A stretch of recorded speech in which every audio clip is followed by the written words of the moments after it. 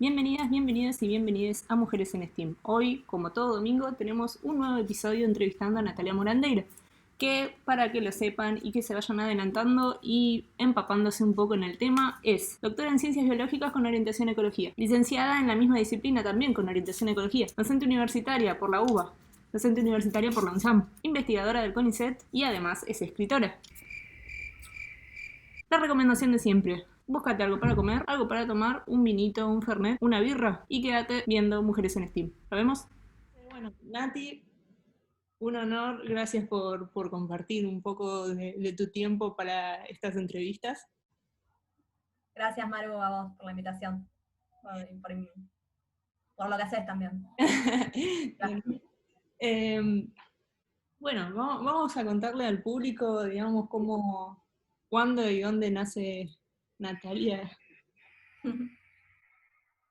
¿Te cuento yo? Sí, sí, Bien. Bueno, yo de formación soy bióloga, con orientación en ecología y en particular en ecología de plantas. Esa es la formación con la que salgo de la facultad. Estudié en la Facultad de Ciencias Exactas y Naturales de la UBA y mi doctorado en biología también es de la UBA, pero en realidad nunca trabajé, nunca hice investigación directamente en Exactas UBA, porque la tesis de grado la hice en la Facultad de Agronomía, con un director y codirector de allá, y la tesis de doctorado y ahora mi investigación es en la Universidad Nacional de San Martín, en el Instituto de Investigación e Ingeniería Ambiental. Y bueno, eso es lo formal, lo académico. Yo además, o sea, soy ecóloga, pero me gusta la ecología de comunidades, de plantas, y la ecología de paisajes, que es esa rama de la ecología que estudia procesos que ocurren a grandes escalas. Y eso es lo que una de las ramas que más me interesa. Y en mi investigación y mi formación me especialicé en el uso en el estudio de humedales, en particular del Paraná, del delta del Paraná, con imágenes satelitales y de la vegetación de esos ambientes. bueno, no, o sea, estudiaste un montón de cosas y también me nombraste el síndrome del impostor. Sí. Y bueno, por eso yo te preguntaba al principio, ¿vos sos oriunda de qué lugar? Yo nací y siempre viví en Capital Federal, ¿Y en qué año naciste? en el 83. Tengo Y, 36 ahora. y, y en tu familia había, digamos, alguna influencia científica, algo de lo que hayas estudiado? No, ¿Cómo llegó eso? no, en verdad, mis viejos son contadores los dos, y bueno, después mis abuelos eran trabajadores, obreros, digamos, trabajadores, mi abuela en una fábrica de medicamentos, eh, mi abuela materna en una fábrica de medicamentos, mi abuelo paterno almacenero, tornero también. Bueno, después, o sea, más trabajadores, digamos. La primera generación universitaria es la de mis viejos, que los dos son contadores, y ellos de alguna manera esperaban que también, o mi hermana o yo, mi hermana es más chica que yo, alguna de las dos siguiera contabilidad. Ninguna lo hizo. Ninguna siguió. No.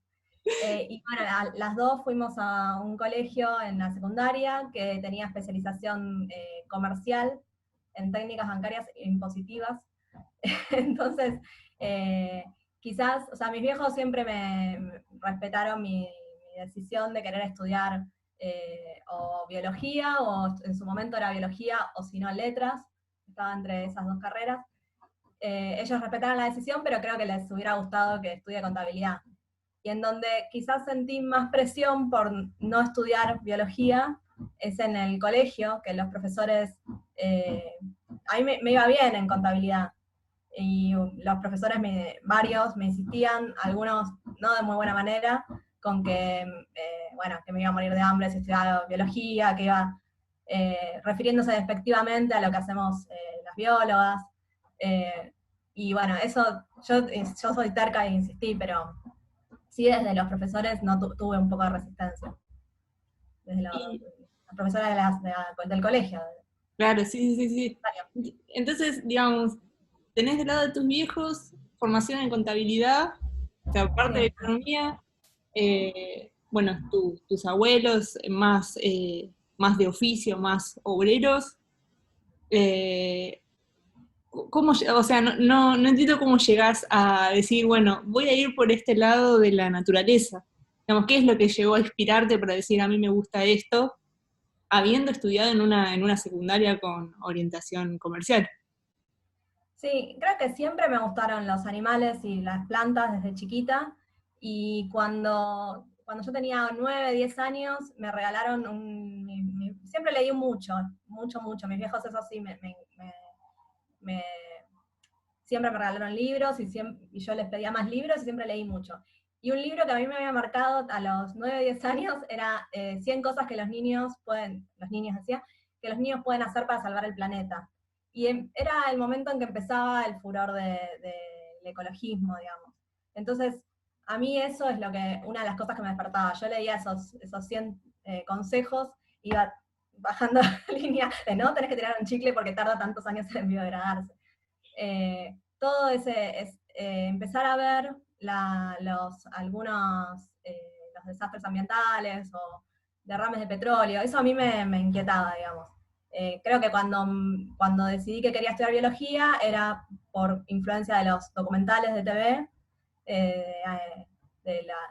canales de cable que tienen documentales de animales, y también por esas ganas yo decía, quiero salvar pingüinos.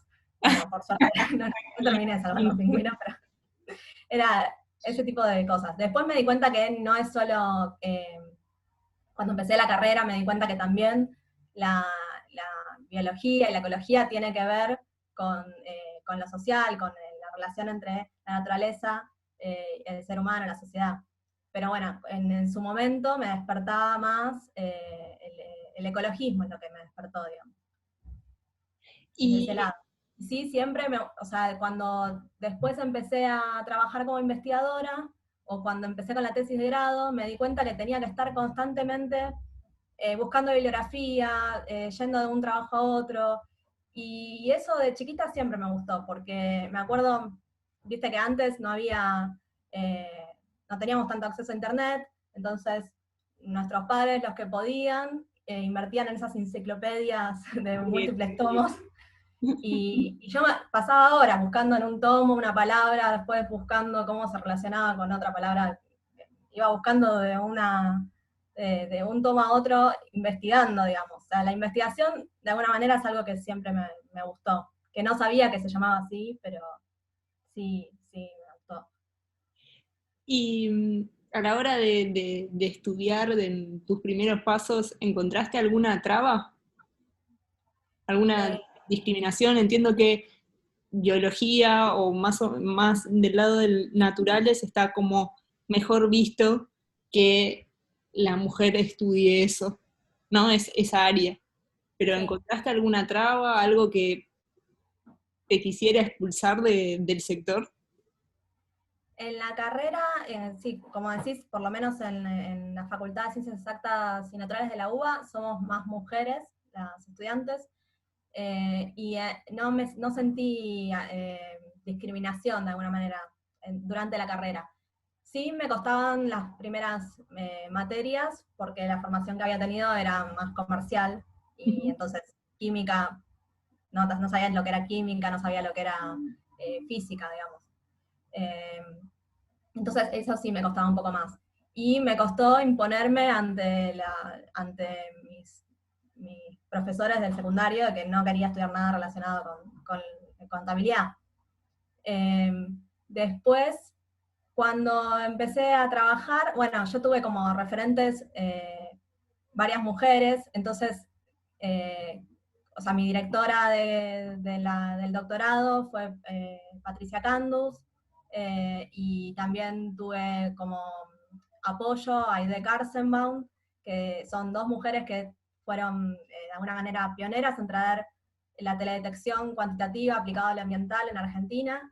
Entonces, en ese momento no sentí barreras por género, Mm. digamos, cuando empecé a moverme más sola en lo profesional, sí en el momento no le podía poner nombre, pero hay algo que ahora sé que se llama mansplaining, que es que vos decís decís tu opinión o expresás un conocimiento que tenés sobre algo y primero se te subestima y después se te vuelve a explicar con las mismas palabras a veces.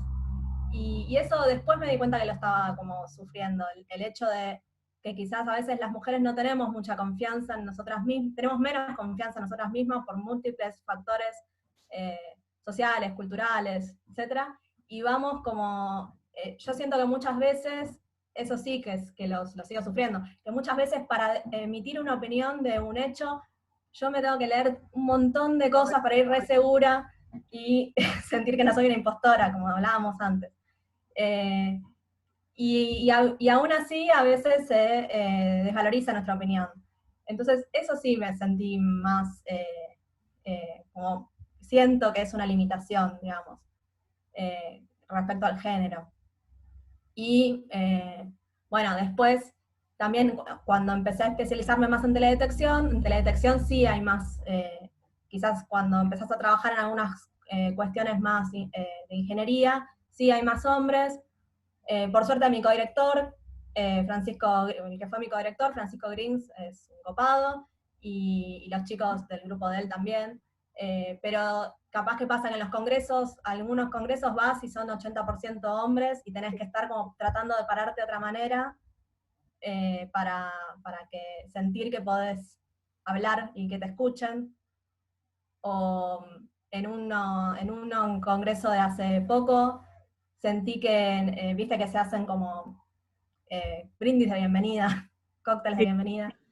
Bueno, sentí como que eran muy pocas mujeres, 2 o 3 mujeres jóvenes, y después varias mujeres en la organización, pero que quizás no estaban participando del congreso, y que sentí que éramos como trofeos que nos querían llevar a la cena después del congreso. Y bueno, eso realmente muy molesto, como que no me sentí cómoda al hablar, digamos, al tratar de entablar una relación social ahí en el ámbito del congreso. Claro, O sea, eso en relación al género. Mm. Y después, como latinoamericana, que es algo que hablamos mucho en algunos espacios de usuarias de R y usuarios, sentí en intercambios internacionales como una barrera en relación al inglés, al uso del inglés. Porque yo tengo relativamente buen inglés escrito, buen inglés, leo en inglés sin problemas, escribo, casi que lo entiendo, pero no es lo mismo cuando tenés que ir a una reunión con un colega que habla inglés, que es nativo inglés. No podés expresar tus ideas, no entendés los chistes, no entendés las expresiones, no sabes hasta los gestos que tenés que hacer, te acercás a saludar y quedás mal, porque porque no hay que tener tanto contacto. Y eso sí, sentí, eso el año pasado la pasé medio mal con eso, en algunos momentos, con el tema del inglés. Sí, sí, es muy importante. A veces uno se olvida mucho en tecnología, bueno, es como uno no puede imaginarse demasiado, decir, bueno, entras en tecnología, no sabes inglés, algo tenés que tener de base porque toda la documentación está en inglés. Pero es una puerta gigante, o sea, estoy diciendo, toda la documentación está en inglés y hablo, digamos, en estas entrevistas, empecé a hablar con otras personas y, por ejemplo, la comunidad de R, esto de traducir la documentación a español, es un montón, o sea, te vuela la cabeza. Si uno se pone a evaluar todas las cosas que no podés hacer por no tener otro idioma, o todas las cosas que se multiplican por saber otros idiomas, es algo que no está puesto sobre la mesa. Es mucho más que entender una serie, o sea, estamos hablando de no poder entrar en la jerga de un congreso, de lo que están diciendo. Sí, o incluso algo me di cuenta este año es que hay algunas funciones de R que las uso hace años y que el nombre significaba algo en inglés y yo no lo sabía. Entonces, yo lo aprendí en su momento, esa función, por usarla y porque memoricé el nombre. Pero nunca, o sea, como tienen un nombre que significa algo en inglés y que, o sea, me lo dicen y lo entiendo, porque no es que no sé inglés, pero no se me había ocurrido que, por ejemplo, ahora no se me ocurre ninguna, pero que hay funciones que tienen un nombre que te dice qué, te está explicando lo que es. Entonces, si vos te das cuenta de eso más rápido, la entendés enseguida. Eh, y en nuestro caso, no, la memorizás y después ni siquiera sabes cómo se pronuncia, y después de mucho tiempo decís, ah, se llamaba así porque significa tal cosa. Se me ocurrió una que uso un montón, vegan. Vegan la uso un montón y es Vegetation Analysis. Y no es que eso no me di cuenta este año, pero es como, Encima, yo la sabía desde un principio, claro. Así, esa es fácil, pero así hay otras que son más complicadas. y mencionaste que tuviste varias referentes mujeres, ¿no? ¿Vos podrías citarlas, digamos, como modelos? ¿Tenés algunos otros modelos que te ayudaron, digamos, en seguir eligiendo, seguir perfeccionándote en distintas áreas? Bueno, las referentes mujeres que cité son Patricia Candus, que fue mi directora del doctorado y es la directora del grupo de investigación en donde estoy, que es, para mí ella es, bueno, primero que es muy grosa, conoce mucho de humedales, hace muchos años, muchas veces se tuvo que parar a defender su posición y lo hace muy bien, es muy respetada y tuvo que, durante muchos años tuvo que también luchar por tener una posición en la academia, porque sabemos que por momentos, por ejemplo, CONICET estuvo cerrado, entonces ella no pudo acceder a CONICET, y ella fue muy perseverante y pudo formar su grupo de investigación, el grupo que integro, que es ahora grande y es muy lindo. Y Aide Karsenbaum, que es, bueno, Patricia Candus es bióloga de formación, y Aide Karsenbaum es física, y las dos trabajaron desde hace muchos años con teledetección y fueron de las primeras que trabajaron con teledetección de radar, que es el tipo de satélite que ahora, el tipo de datos satelitales que ahora vamos a estar usando con el SAUCOM. Y bueno, sí, también las dos son mujeres de mucho carácter, que para mí, y muy genias para mí. Sí, ellas, digamos. Y Bueno, y después ahora, este año con la cuarentena, por ejemplo, las Art Ladies, yo venía escuchando charlas, asistiendo a charlas que encontraba por ahí, pero nunca había podido hacerme el tiempo de ir a una charla presencial. Y este año con la cuarentena, sí, empecé a ir a un montón de charlas y me conecté con las Art Ladies, y la verdad que también, a mí las admiro un montón, y bueno, para mí también hoy también son referentes ellas, algunas de las Art Ladies. Y esto el espíritu, digamos, de las comunidades de práctica de R, que hace que ante una duda que quizás sola la tenés que estar buscando en un foro o en un libro, o ir molestando, sentir que vas molestando a gente en los pasillos de la facultad. Bueno, esto de tener desde chats o también cuando se pueda espacios presenciales para aprender entre todas o alguna herramienta y que haya espacios de confianza, espacios seguros donde aprender, a mí me parece genial. tal cual, tal cual. Bien. ¿Y cómo fue tu camino en el CONICET? ¿Cómo llegaste? ¿En qué momento?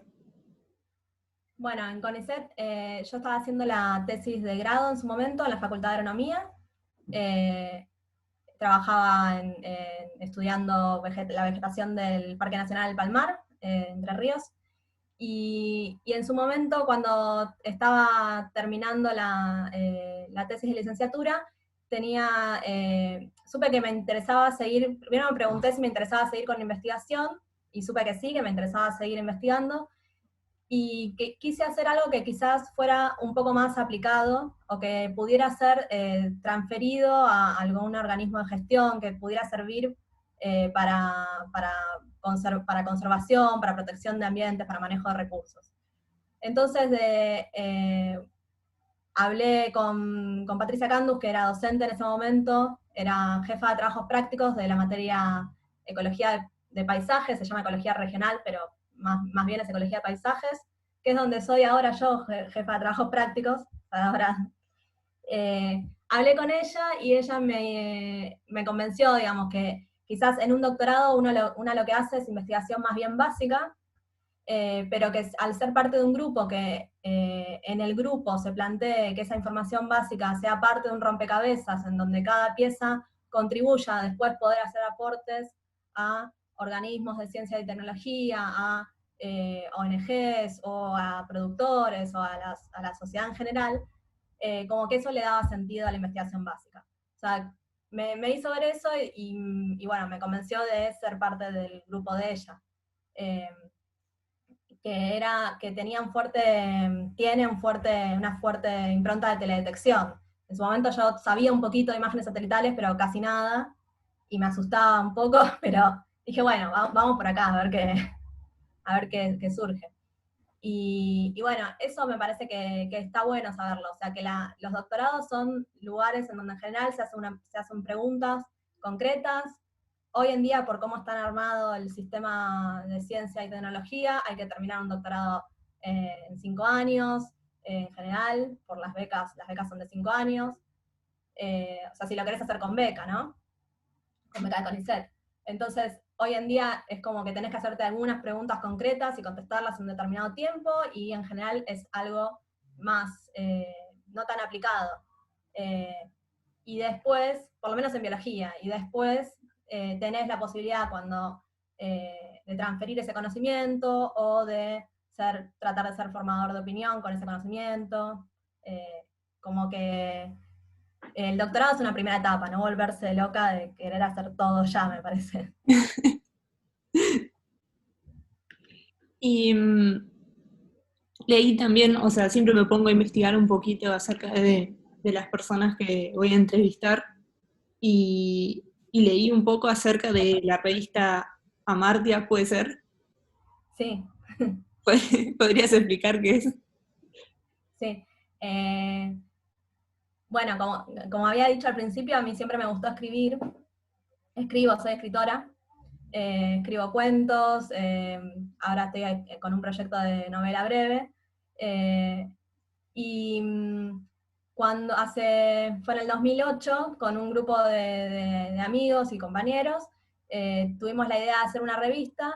En principio yo dije, bueno, yo tengo cuentos que puedo publicar en esa revista, y al final me terminé enganchando en hacer la edición, que es seleccionar textos, corregirlos, buscar el título, armar como la línea editorial de la revista papel. Y ese proyecto participé en ese proyecto durante 10 años, desde el 2009 hasta el 2018, finales del 2018. Ahora la revista Amartya sigue en pie, tiene un programa de radio, una página, un sitio web, una revista web y la revista papel. Y bueno, yo ya dejé de participar, pero sí la experiencia o sea, fue un camino hermoso con mis amigos y amigas, y es una revista de arte y política. O sea, había, y supongo que sigue habiendo, contenidos de ciencia, y algunas cosas de ciencia escribí, pero sobre todo hablábamos hacíamos entrevistas o notas de opinión con contenidos de política, sobre todo, y de arte. O sea, es como, me vengo dando cuenta que cuando sos un poco más chico, tenés algo que vos decís, bueno, voy a estudiar esto, y tenés, digamos, algún otro amor de alguna otra profesión que no seguís, y que igualmente vos empezás a estudiar algo, te empezás a dedicar a algo, y de alguna otra manera se va cruzando, se empieza a cruzar todo lo que te gustaba en algún momento y lo terminás haciendo. Puede ser, ¿no? Yo creo que esto ya es una prueba. Sí, porque cuando tenía que decidir qué carrera estudiar, yo soy siempre me gustó estudiar, entonces sabía que quería estudiar algo, partamos de esa base. Tenía que decidir qué carrera estudiar y estaba entre letras y biología. Y dije, bueno, letras creo que voy a poder seguir escribiendo igual. O sea, no necesito tener un laboratorio necesito un lápiz, papel y una computadora y voy a poder seguir escribiendo igual. Y para biología sí me faltan más herramientas que necesito que me las dé la academia, porque no necesitaba, o sea, es lo que pensé, digamos, en el momento. Y creo que estuvo bien, porque después eh, yo estudié biología y me formo profundamente en biología, pero ahora voy a taller literario con un grupo muy lindo, hace creo que 2 años, hice otros 2 talleres literarios antes, o sea, leo textos sobre escritura creativa y sobre corrección, leo también, bueno, leo literatura en general, que gran parte de las formaciones en letras es leer. Claro. Así que eso, o sea, la parte creativa sigue estando. Y me parece que en general en las ciencias es muy importante la creatividad, la curiosidad y la creatividad. O sea, creatividad para hacerse preguntas y ser libre de hacerse las preguntas sobre el sistema que uno está estudiando. Y eh, me perdí. Pero también para hacerse las preguntas. Claro, sí. Y para poder resolverlas. Y después poder resolverlas, sí. Y cuanto más sabes, más herramientas tenés para hacerte nuevas preguntas y para tratar de resolverlas. Tal cual, tal cual. Y si tuvieras que elegir tu mejor recuerdo de la profesión, o algún momento que te haya gustado mucho, decís, esto está en la caja de recuerdos añorados de Natalia. Bueno, estoy pensando en el campo, en los trabajos de campo en el Delta del Paraná, donde durante toda la tesis de doctorado y después también hago censos de vegetación, o sea, hago recorridos eh, describiendo qué especies de plantas hay y qué abundancia tienen. Y bueno, y voy con mapas para tratar de después relacionar esa información con la información satelital. Eso es lo que hago, pero lo que también, o sea, esos momentos son de mucho trabajo, un trabajo muy intenso, con compañeras o con ayudantes que te ayudan en el laburo, y también con la gente de la isla. Y bueno, ahora la gente de la isla es gente muy hermosa, a la que quiero un montón, y ahora con el tema de los incendios estuve pensando mucho en ellos, así que también recordando los momentos de campo, trabajos de campo en donde son ellos los que te llevan en lancha, a caballo, a recorrer y a compartir por dónde se puede ir, por dónde no, si tiene sentido si vos pensás que hay determinado tipo de vegetación ahí, tiene sentido lo que te estás preguntando. Y después, en los momentos de compartir historias y escenas en la isla, digamos, a la tardecita. Por eso, el campo me parece que, aparte ahora lo recontra extraño. Claro, no, no, sí. Esta época. Tengo, el día antes de que empiece la cuarentena, cargué todas las cosas, la carpa, los materiales de campo, todo en el auto, y ahí quedó. Justo empezó el otro, si no ahora estaría en la isla. ¿Eso lleva mucho tiempo? Digamos, cuando vos vas a hacer esos censos, ¿cuánto tiempo de trabajo lleva?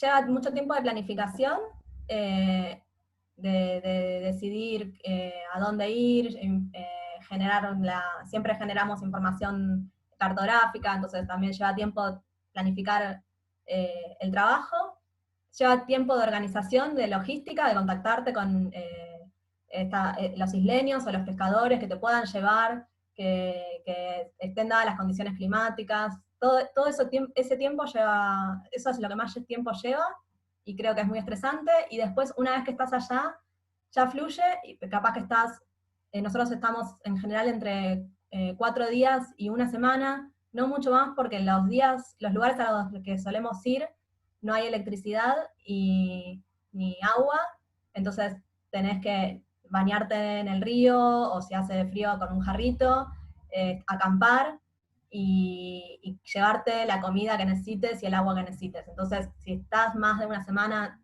ya llegas muy rota de vuelta en ese tipo de lugares. Sí, como que no, y no podés tampoco cargar en la lancha tantas cosas, o sea, tenés que, no tenés, si juntamos muestras de plantas no tenemos posibilidad de refrigerarlas, entonces dejamos con hielo, entonces es como que son pocos días muy intensos, pocos días de trabajo en el campo muy intensos, entre 4 y 7, que igual para mí es un montón, y mucho tiempo de planificación. Y ahora la situación con los humedales, ¿vos crees que la gente está consciente de lo que estaba sucediendo? ¿Tiene esa información para verlo? Em, bueno, me parece que es muy variable. Creo que, por un lado, por parte de la sociedad, con el tema de los incendios en el Delta, surgió mucha preocupación y se instaló el debate sobre la necesidad de proteger los ambientes de humedal. Por parte bueno, los isleños con los que te decía que trabajo estaban no solo preocupados, sino que combatiendo los fuegos con baldes, porque se les venían sobre la casa, con baldes, ramas, haciendo guardias nocturnas y patrullando con los vecinos, que son gente que vive muy alejada uno de otros, entonces ellos la vivieron ahí, digamos, tenían el fuego enfrente, a 1 kilómetro, o sea, lo veían enfrente. Ujú. Y veían saltar las chispas del río de un lado, de una isla a la otra.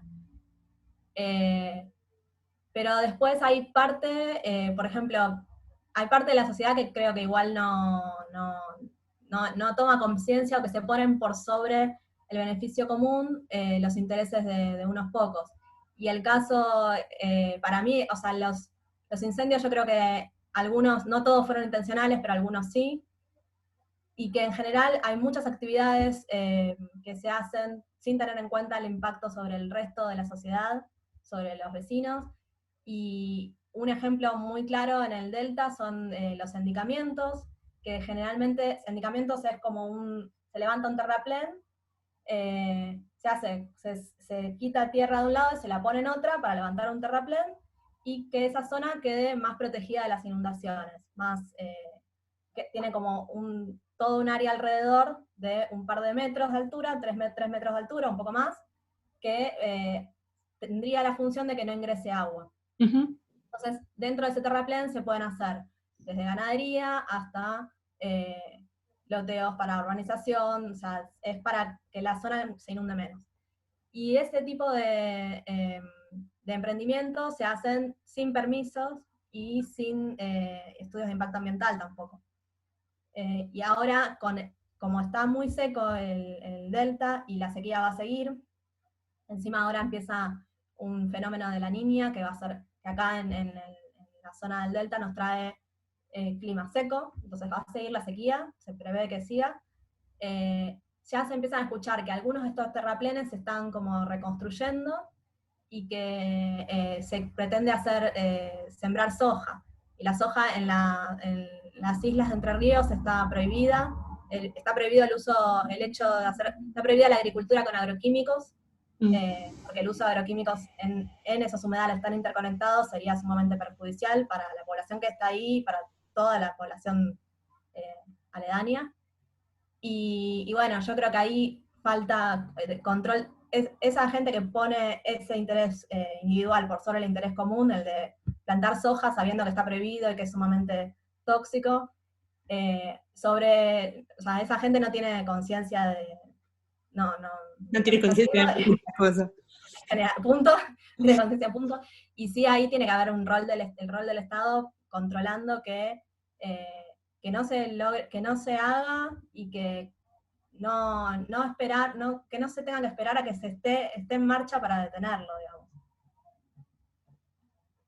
Sí, lo que muchas veces sucede, digamos, una vez que ya está el daño mucho más que la mitad, Ujú. eh, se pretende hacer algo en medio de un manetazo de ahogado, eh, cuando ya la gente estudiosa sobre el tema te lo viene diciendo hace un montón de tiempo, eh, y nadie le da bola al respecto. Entonces es doblemente dañino. Sí, porque algunas urbanizaciones, por ejemplo,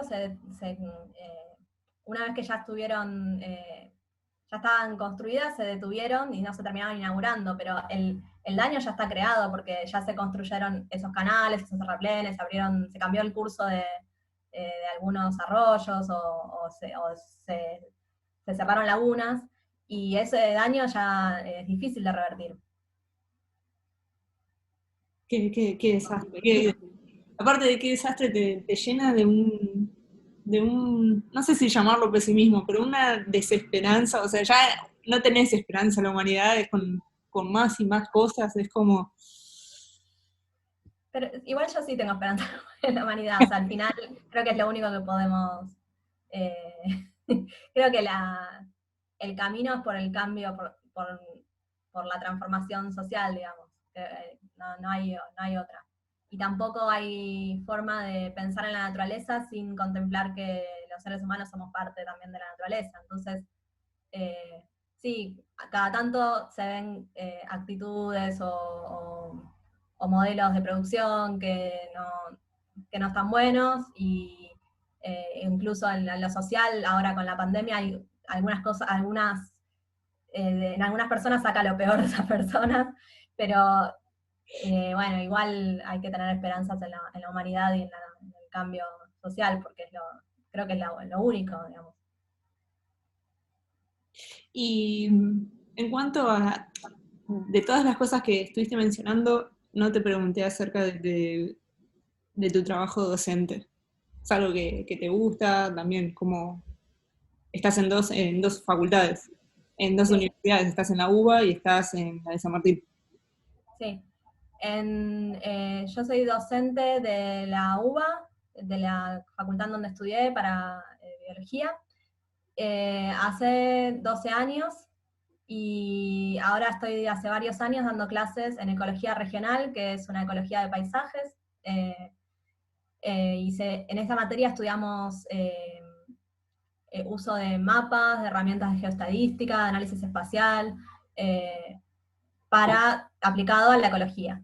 Y bueno, me encanta esa materia y estoy hace mucho tiempo y sí, me encanta dar clases en la UBA y ahora en UNSAM. En UNSAM empecé este cuatrimestre, por primera vez, dando clases de ecología para la carrera de Ingeniería Ambiental.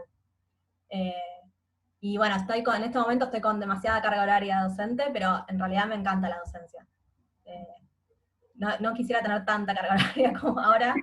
Sí me encanta, fue circunstancial, pero sí me encanta la docencia, me parece que es gran parte, por ejemplo, bueno, voy a hablar más de ecología de paisajes, donde estuve 12 años en ecología regional. Gran parte de las herramientas que uso en mi trabajo las aprendí también buscando cómo enseñarlas, porque eran parte del contenido de la materia, entonces buscando cómo enseñar geoestadística, terminé dándome cuenta para qué me podía servir a mí, o buscando, bueno, cómo aplicar R para análisis espaciales, también terminé formándome en eso, y me parece que enseñando y buscando, viendo las necesidades o lo que quieren aprender también los estudiantes y las estudiantes, es como que terminás aprendiendo más. Por un lado, tratando de explicarle a la otra persona qué es lo que está, qué es lo que hay, la teoría que hay detrás de lo que está haciendo o cómo se usa una herramienta, y por otro lado, tratando de interpretar las necesidades y los deseos de la otra persona. Para mí eso es hermoso de la docencia. Y después que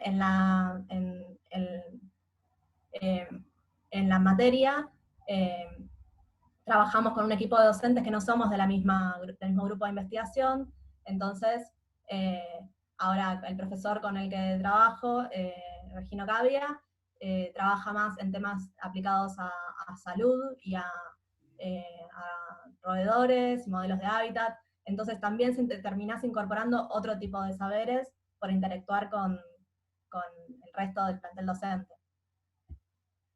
Bueno, tenemos de las últimas semanas la noticia del Saucón, que bueno, hubo como mucha movida ahí en internet.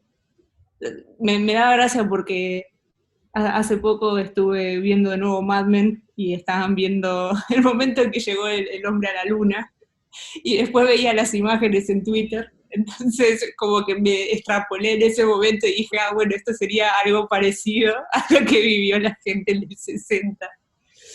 ¿Qué historias tenés con respecto a este tema? Bueno, con el SAUCOM, la misión SAUCOM, viste que ahora se lanzó el SAUCOM 1B y en el 2018 se lanzó el 1A. Y yo como bióloga, digamos, estoy empezando a usar parte de los datos de SAUCOM 1A y voy a usar los del B.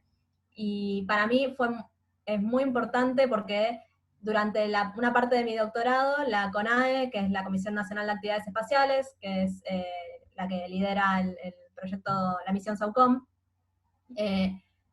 hace como 10 años casi, la CONAE definió como parte de su plan o sea, además de diseñar el satélite, de pensar para qué se estaba diseñando, de elaborar, de desarrollar la parte de masa ingenieril, también decidió que tenía que formar recursos humanos que pudieran usar los datos satelitales del SAUCOM una vez que estuviera en órbita.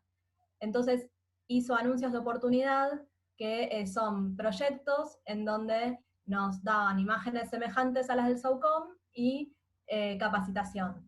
Y hacíamos algún trabajo, alguna aplicación con esas imágenes, y después las presentábamos en encuentros, en talleres, en donde participaba toda la gente del país que estaba con esos anuncios. Entonces, para mí fue muy importante esa formación, fue parte de mi formación doctoral, y ahora es lo que me permite trabajar con datos satelitales de radar. Entonces ya el lanzamiento del SAUCOM 1A fue muy emocionante, fuimos ahí a verlo en pantalla gigante al Ministerio de Ciencia, y bueno, lo vimos desde nuestras casas, pero también fue muy emocionante, y te sentís parte, aunque no, no participé del diseño, pero sí me siento parte de la utilidad del SAUCOM, digamos, y sí, en alguna de estas capacitaciones que hicimos en la sede de CONAE en Córdoba, hicimos una recorrida por la sala limpia en donde se estaban haciendo experimentos sobre la antena del SAUCOM, y la vimos a la antena ahí. Entonces no es lo mismo trabajar con un dato satelital de una agencia extranjera que trabajar con datos propios, donde vos sabes que la antena que lo tomó es la misma la que tuviste al lado, digamos. Y como país, tener un satélite propio como el SAUCOM nos da soberanía de saber, de decidir qué imágenes tomar, para qué. Y una de las cosas que a mí me gusta contar es que cuando accedí al catálogo de imágenes del SAUCOM 1A, una de las primeras imágenes que se subió era una imagen de las Islas Malvinas. Y bueno, eso nos habla de que podemos decidir qué imágenes tomar, cuándo, y le da como otro sabor, digamos. Tal cual. Y además que ayuda un poco a romper ese discurso que hay, ese discurso social que hay acerca de que Argentina no puede tener satélites o no puede participar de proyectos de esta envergadura, y, y se piensa como que no. A mí me molesta muchísimo ese discurso diciendo, ah, bueno, somos el tercer mundo. No. Es como latigazo, y eso cala muy fuerte, digamos, en el pensamiento de los más chicos o de todos los demás. No quieren estudiar algo al respecto, o no se involucran en proyectos que sean de ese estilo. Entonces es como que, bueno, Argentina no puede. Y este tipo de historias, este tipo de compartir estos avances, la verdad que está muy bueno por muchos sentidos. Sí. Sí, yo creo que en Argentina también tenemos una formación en ciencias muy buena cuando comparás. Quizás no tenemos después tantos recursos como que no tenemos subsidios de tanto dinero, pero la formación que tenemos es muy buena y la capacidad a veces de pensar, como no tuvimos tantos recursos, a veces tenemos capacidad de pensar lateralmente ciertos problemas y de resolverlos de otra manera, y esa flexibilidad para mí nos da cierta ventaja a la hora de sobreponernos a algún problema científico. Sí, para mí tenemos mucho por dar, las argentinas y argentinos. Y si vos le tendrías que decir a los chiques, a las chiques que se quieren meter a estudiar ciencias y sienten que no pueden, que no están a la altura, o que es difícil, o que es algo de alguien que tiene una genialidad, una mente súper genia, ¿qué les dirías? No, creo que la ciencia es hermosa, que si tienen ganas de hacer algo relacionado con la ciencia, que insistan, porque es hermosa, que a veces los primeros años de las materias, de las carreras de ciencia pueden ser difíciles porque están las materias más duras, pero entonces tienen que buscar ayuda en sus compañeros y en los docentes y armar grupos de estudio, porque después de esos primeros años, que a veces son 2, 3 años medio duros de materias que no sabes bien para qué las vas a usar, después empieza lo, lo bueno, digamos. Y a mí me sirvió mucho como estudiante, que cuando estaba en esos primeros 3 años que no sabía para qué iba a estudiar, para qué me servía eh, química inorgánica, que después algunas cosas terminé aplicando, pero en ese momento química y biológica no sabía para qué me servía y me costaba. Bueno, en ese momento yo a la par empecé a participar de grupos de naturalistas que íbamos a hacer observación de aves y identificación de plantas con una ONG. En ese momento era Fundación Azara y con Juan Carlos Chévez, que es un naturalista que me enseñó un montón de plantas y avistaje de aves. Entonces, bueno, tenía la facultad que era lo duro, pero por otro lado yo sabía que había toda la parte más naturalista, que quizás en ese momento no me lo estaba dando la carrera, que después, más adelante, lo iba a poder incorporar. Lo busqué en otro lado, por fuera, y me hice un grupo de amigos, que algunos también estaban en la facultad y otros no, que íbamos a reservas, a recorrer reservas, hacíamos nuestros relevamientos. Entonces empezás a ver que, bueno, que está eso y que a tratar de encontrar lo lindo, no quedarte solo con la facultad, digamos, sino buscar tus propios grupos de pertenencia, y establecer redes entre esos grupos de pertenencia. Tal cual, o sea, comunidad, otra vez, Sí, tal sí, cual. sí, sí. Bueno, llegamos a la última pregunta, que es súper amplia, que es algo que no te haya preguntado y que te hubiese gustado que te pregunte, algo que haya quedado por decir, que te parece que es relevante. Em, no, quizás el tema del trabajo interdisciplinario también podría ser relevante. Como trabajo con imágenes satelitales, sí es muy importante cuando se trabaja a grandes escalas espaciales, como la ecología de paisajes, y esto seguramente se aplica a otras ciencias también, pero lo particularizo, digamos. Cuando trabajas con imágenes satelitales a grandes escalas, eh, yo puedo aportar mi visión ecológica y sé de algunas cosas de física, de estadística, pero también está bueno que haya físicos y matemáticos y eh, físicas, que haya distintos saberes analizando en conjunto el mismo problema. Para mí eso le da más riqueza a los análisis, cuando son sistemas complejos, digamos, cosas complejas. Y, y bueno, en algún momento para mí también estaría bueno que poder trabajar más integradamente con sociólogos, sociólogas, pero para abordar los problemas. Pero en general, en el caso de ecología de paisajes, eh, cuando te topás con algún problema, no sé, yo me formé en estadística, pero quizás para programación, y bueno, sé algunas cosas de R, pero de Python no sé tanto, bueno, no trabarse en eso. digamos, tratar de formar equipos, Bien, bien. y equipos interdisciplinarios. Genial, perfecto. Ujú. Bueno, Nati, te agradezco enormemente por todas las cosas que estuviste contando. Espero que le haya pasado bien. Así que bueno, nada, no tengo más que palabras de agradecimiento. Bueno, gracias. Muchas gracias a vos por la invitación. Gracias.